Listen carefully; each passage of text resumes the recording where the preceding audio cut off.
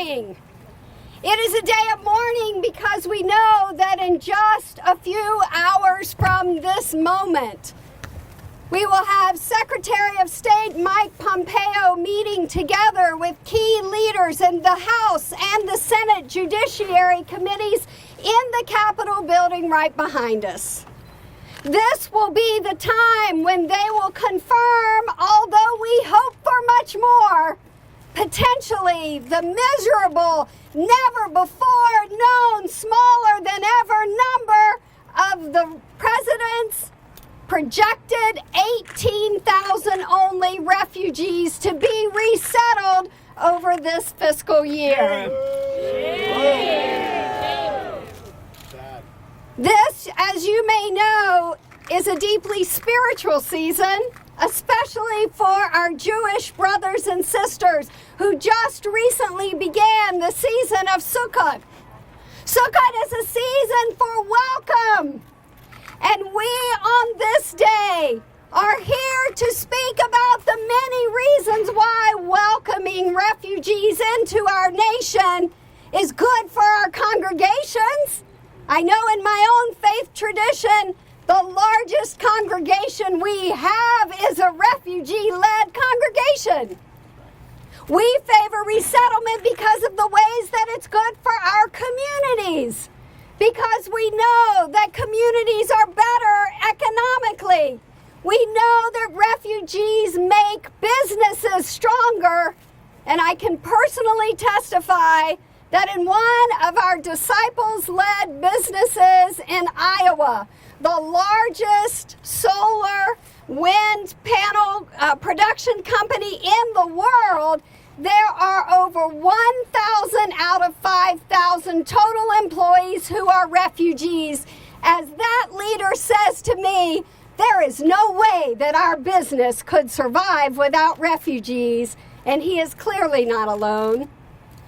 So we are here, each one, with voices of deep personal connections with refugees, as well as professional partnerships in raising voices to help preserve what has been one of the most successful public-private partnerships in U.S. history. It has always until now been bipartisan, and it is our prayer, together with you and all Americans throughout this country, and especially on behalf of refugee families who are awaiting around the world for the life-saving opportunities of refugees, that they will indeed continue to have that opportunity in this nation, for we know that the Statue of Liberty has given the promise that those who are yearning to breathe free could do it through their connections with our country, through refugee resettlement, and we don't instead want their breath to be taken away. On this day, a sad day of mourning as we face that very low refugee number, we are wearing, most of us, very dark colors as a sign of that mourning in our hearts. But we also are wearing life jackets.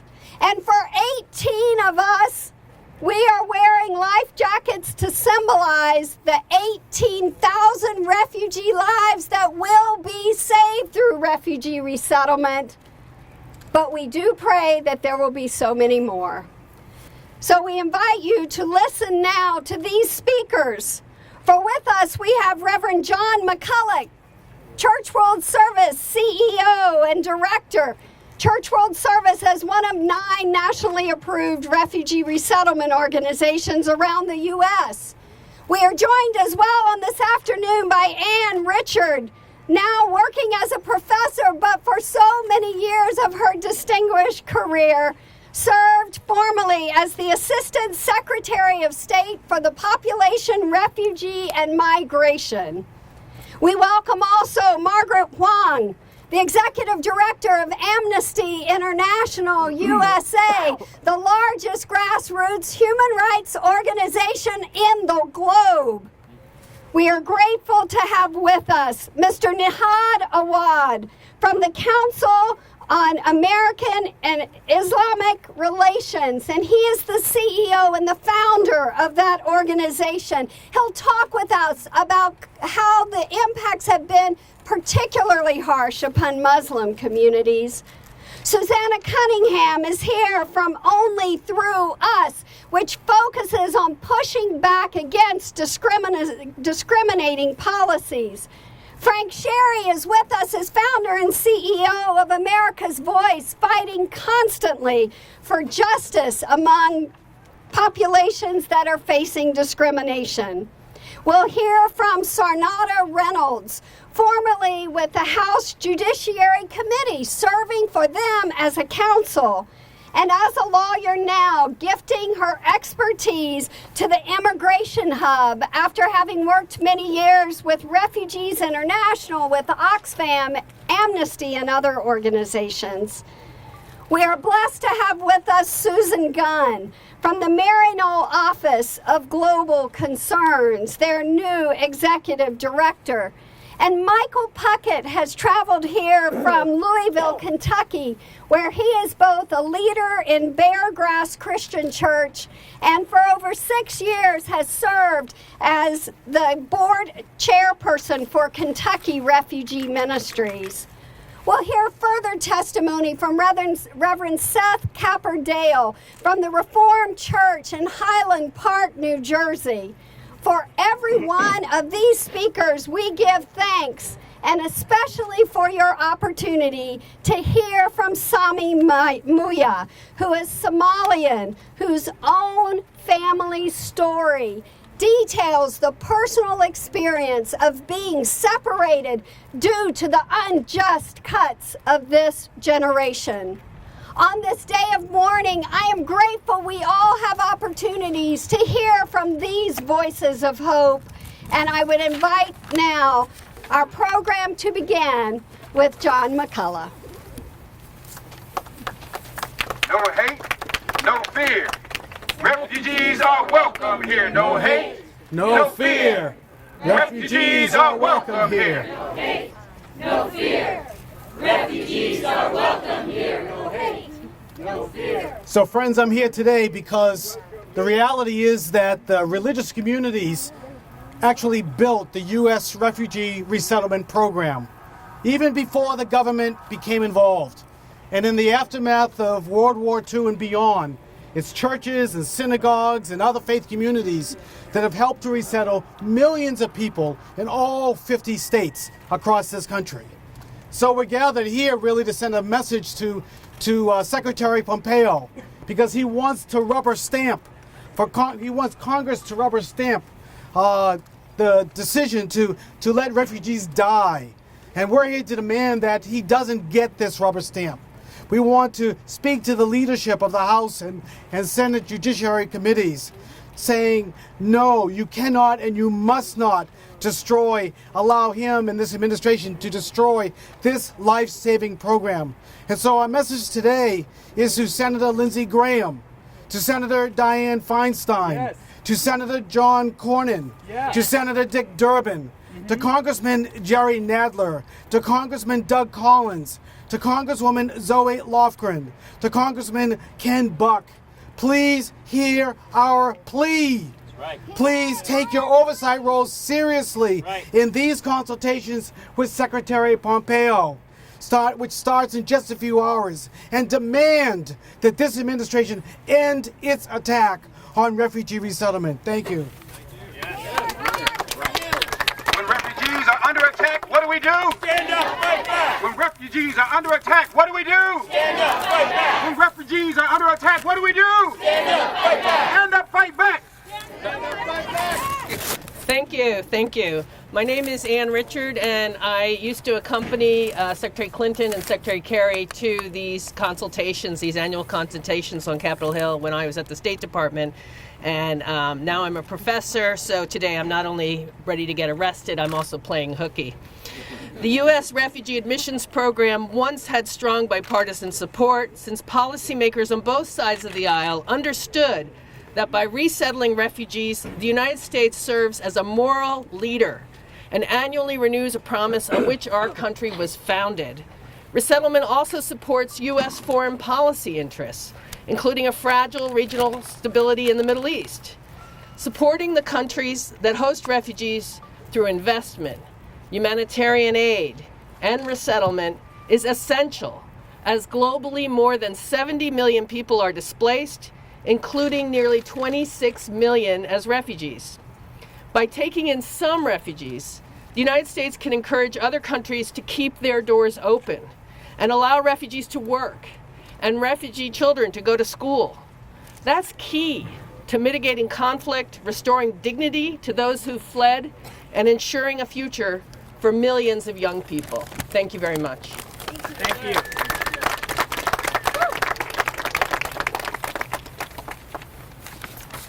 Good afternoon. My name is Margaret Huang, and on behalf of Amnesty International and our more than 8 million members and activists around the world, I want to thank you all for joining us today to hold a space for the tens of thousands of voices who are not being heard today. At Amnesty, we believe in the rights of every person, and we stand up in solidarity with refugees around the world. We believe in our shared humanity, in the long-standing values of this country in welcoming all who seek a better life. We celebrate the diversity of this country and the welcome that so many communities have embraced by opening their doors to refugee families. Just this month, more than 400 state and local elected leaders from 46 states sent a letter to the president urging him to resettle at least 95,000 refugees in fiscal year 2020. Amnesty International joins with the other organizations here to call on the administration and our members of Congress to set the goal at 95,000. Through our Longer Table Initiative, we have worked with our partners here to welcome refugees through community sponsorship. We've written letters, we've signed up communities to sponsor a refugee or their family to live locally. We've incorporated refugee stories into book clubs and much more. We invite everyone to join us in standing up today to push back against these hateful and divisive policies and to call for 95,000 as a minimum welcoming refugees into the United States. Thank you. Right.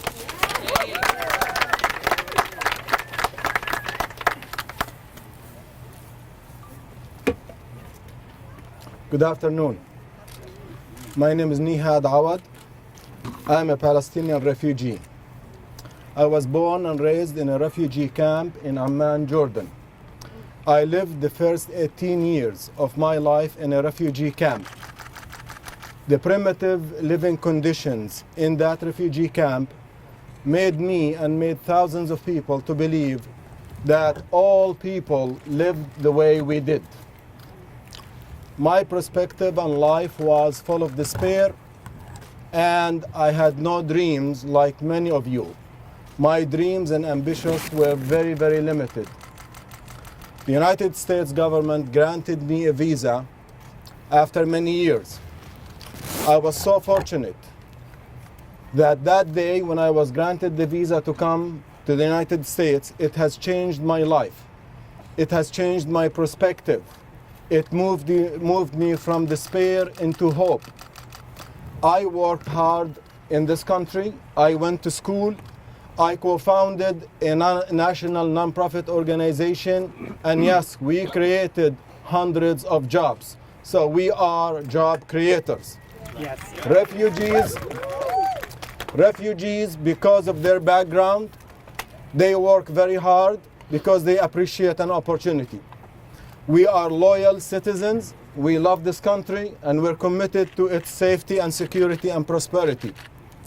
The Trump administration, through the voice and meeting of Secretary Pompeo today, are trying once again to use racism, anti-Muslim propaganda, to pass another version of the Muslim ban, to limit the number of refugees coming to the United States. It is based on religious beliefs, the skin color, and ethnic backgrounds of those refugees.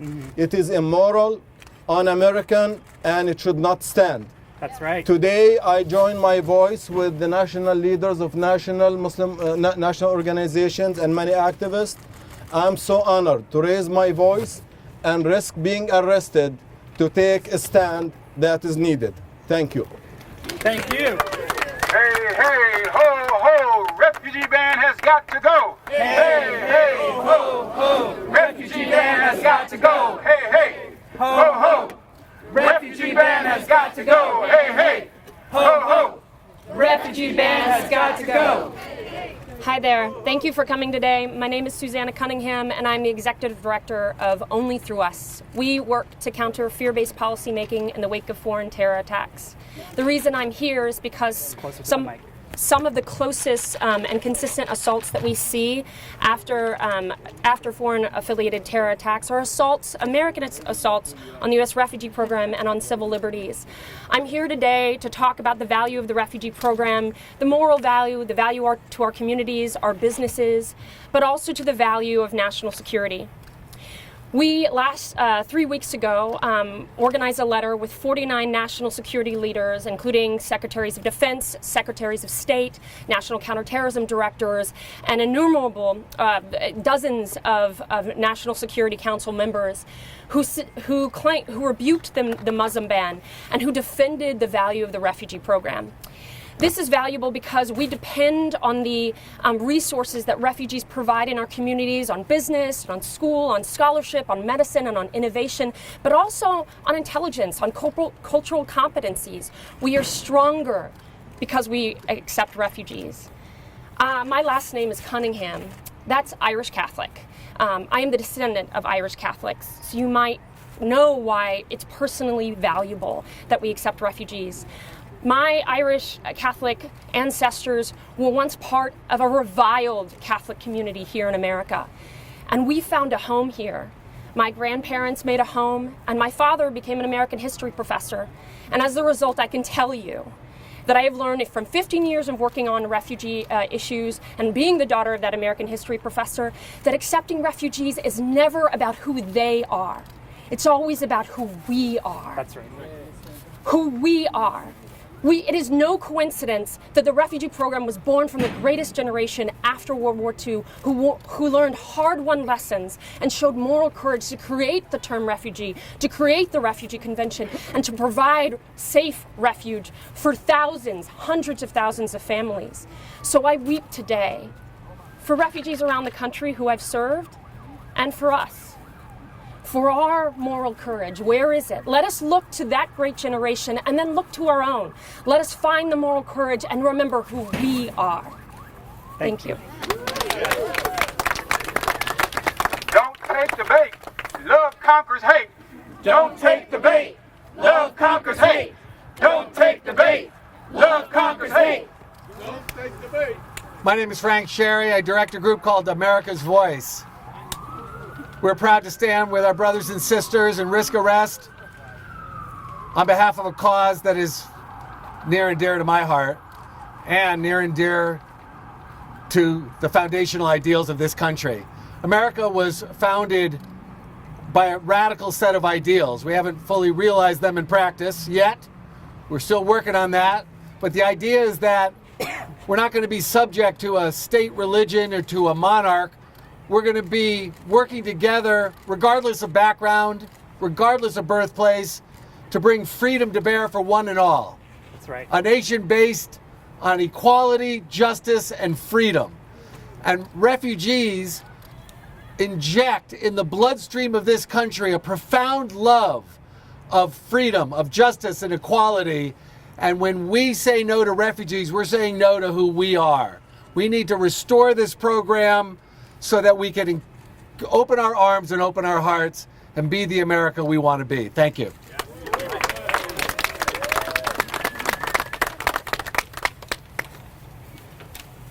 Good afternoon. My name is Sanada Reynolds. I'm the Director of Policy for the Immigration Hub and formerly of the House Judiciary Committee Council. In the last 3 years, the Trump administration has restricted the rights and needs of refugees and others forced from home 80 times. These actions are motivated by contempt and an utter disregard for American values. I have met and worked alongside refugees in dozens of countries and in every region of the world. Governments hosting millions of refugees rely on the resettlement program of the United States because it eases up some of the responsibility they have taken on. Refugees in countries all around the world know about our resettlement program, but also know that it is reserved for the most vulnerable only. In fact, only less than 1% of any refugee population will ever be resettled. It's for those who are most vulnerable, and that is who we are shutting the door on. Congress knows how important the resettlement program is. As you've heard, they'll be meeting today. Leadership of the House and Foreign Affairs in the House and Senate will be meeting with Secretary Pompeo today. We need to make sure that they're standing up to the administration, that they're calling on the administration to do more, and that they're demanding that the resettlement program not be shut down. Yes. Trump's ignorant and callous attempt to disrupt the resettlement program is shameful. But Congress has the authority to push back and rebuild the program. We all need to make sure they're doing that, and each of us here today, of course, is committed to that same goal. Thank you.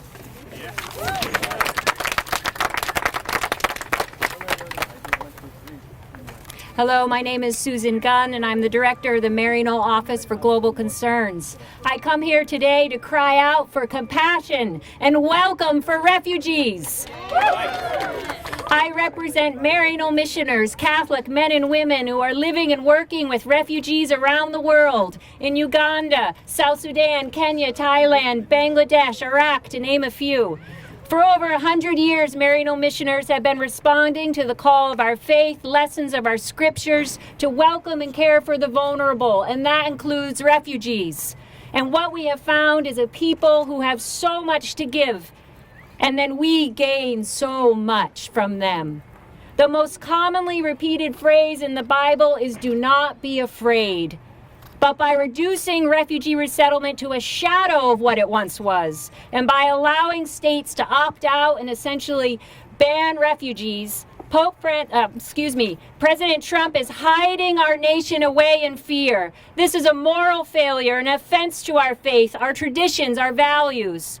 Pope Francis said a few weeks ago, this isn't just about migrants and refugees, it's also about our fears. I asked Secretary Pompeo and members of Congress, are we going to allow fear or facts to shape our policies?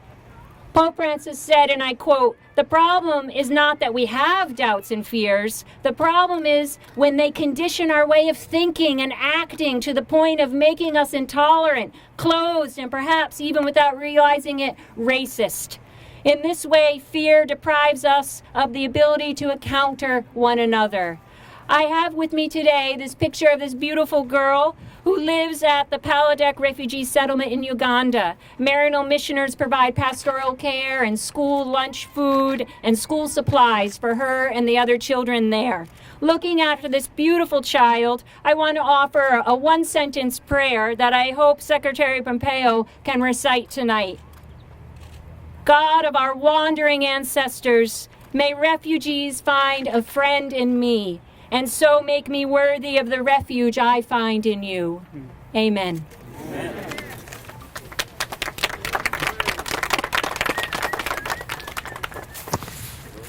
Rutger Sanzimvera entered his fifth airport, Louisville Muhammad Ali International, when he touched down on the evening of August 15. 48 hours earlier, he had departed Kigali, Rwanda, a country in which he had spent 23 of his 27 years in a refugee camp. When greeted by a dozen people from Kentucky Refugee Ministries and Beargrass Christian Church, his joyful reaction to the welcome sign brought deep and visible emotion from even the most stoic of the welcoming group.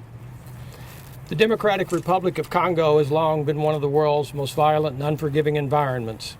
2 civil wars in the 1990s alone caused the deaths of 5.5 million people. It was that violence which forced Saiba Wahira, his wife Ansel, and their 4-year-old son, Rutger, to flee to Rwanda in 1996. Saiba and Ansel welcomed a second son and then a daughter, both in the refugee camp. Now in their late 50s, these parents of 3 have dreamed of better lives for their children in America. When saying goodbye to Rutger and Giali, they expected to join him here just 2 weeks later. But their departure at the beginning of September was first delayed to early October and then canceled indefinitely due to the current 3-week moratorium on refugee travel. Tragically, all of their security and medical clearances expire tomorrow, prior to the end of the moratorium. Ruti Guerra's parents and siblings must now re-enter the clearance process, so whether they will ever come is problematic. Simply devastating news for all 5 family members. I'm Mike Puckett. I'm an elder at Beargrass Christian Church and the board chair at Kentucky Refugee Ministries. Beargrass is a 1,000-member Disciples of Christ congregation, and dozens of our members have been involved in welcoming refugees over the past 2 decades. We've welcomed families from Bosnia, Sudan, Russia, Somalia, Myanmar, Iraq, Cuba, Syria, Afghanistan, and now Congo. At the intersection of Beargrass Christian and KRM, my vantage point is a rewarding one. I've met hundreds of refugees, and my life has been made richer, more complete by each of them. Through the months and years of rebuilding their lives after arrival, I've watched their hope, their dignity, their self-worth restored. I've seen the resilience of the human spirit on full and vivid display. The impact made by KRM and Beargrass on these refugee families has been large, but the impact on those at Beargrass has been even larger. Refugee co-sponsorships are transformative experiences. They have become central to the faith of our members. It is work God calls us to do as disciples of Christ. The positive economic outcomes of refugee resettlement on Kentucky and its largest communities are supported by all relevant data, helping us meet workplace challenges, contributing to our GDP and tax coffers. The list is long. But for me, embracing refugee resettlement is not about economics. It is about what has long been this country's humanitarian and moral charge, to offer people in some of the most difficult circumstances imaginable the opportunity for peace and safety and the prospect of a new lease on life. It is about the soul of our country as a nation of immigrants. It is about my faith imperative to serve as God's hands and feet as a disciple of Christ. And it is about one day meeting Saiba and Sil, Jean and Cecile, as they reunite with Ruti Guerra in Louisville, Kentucky. Thank you.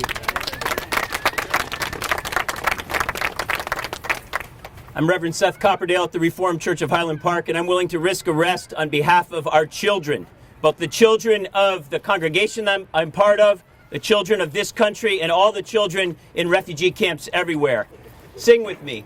When there's violence, Lord, walk with me. When there's violence, Lord, walk with me. All along my pilgrim journey. Oh, when there's violence, Lord, walk with me. Late in 2015, the youth choir of my church sang that song surrounded by quotes that they had taken from a PBS video on kids in Syrian refugee camps. The children from my congregation convinced my congregation that we were not doing enough for refugees. And so we started a refugee resettlement organization teaming up with USCRI, the U.S. Committee on Refugees and Immigrants. The children of our church started a refugee resettlement organization, and we could do that because late in 2015, all of our eyes were opening to the growing refugee crisis in this world. Now things have changed, and I have to tell the children that rather than the government working with them toward resettling more refugees, we have a government that works against the resettlement of refugees, that we have a government that's hell-bent on carrying out racial and ethnic cleansing under the guise of immigration reform and finding every way, shape, and form to undo the value of welcoming people in. The basis of faith is to love God and love neighbor. Our children know that so well. We better be standing up with our children. And with the children of refugees who've come into our community in the last few years, they needed me to risk arrest today. Thank you very much. I'm the last speaker. It's now time to hear from our refugee.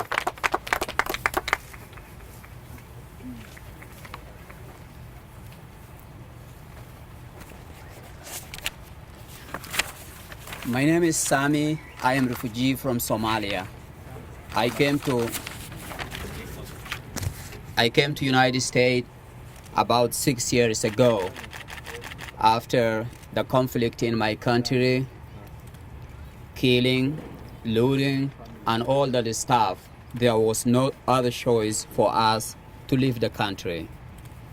We left our country, we came to neighboring country in Kenya, where we have been living about 6 years, and then after 6 years, we went through to the medical and security screening. Coming in the United States is not easy, as many of you may think. You have to go through so many screening about security and health. After our case was approved, me and my family, we came to United States. As soon as we get to United States, we came with Church World Service. Church World Service were very helpful to resettle us, me and my family, as well as Stumptown Mennonite Church, who was sponsoring us to come here in the state.